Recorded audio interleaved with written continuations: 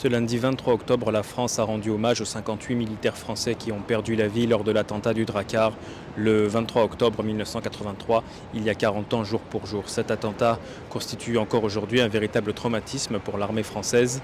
L'Institut des hautes études de défense nationale qualifie même cette attaque comme la plus meurtrière pour l'armée française depuis la fin de la guerre d'Indochine en 1954. Une cérémonie militaire s'est tenue dans la cour d'honneur de l'Hôtel national des Invalides, suivie par une allocution du ministre français des Armées, Sébastien Lecornu. L'attentat du Drakkar survint dans un Liban alors déchiré par la guerre civile depuis plus de 8 ans.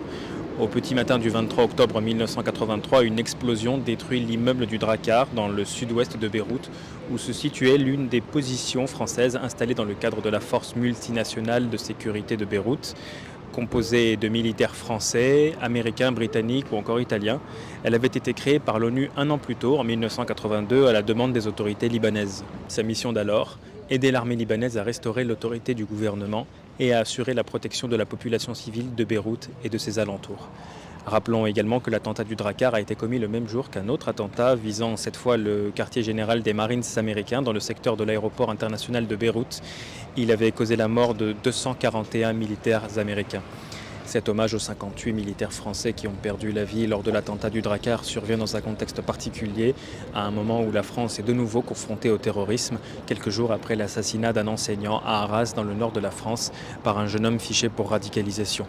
La France est passée en alerte urgence attentat à la suite de cette tragédie.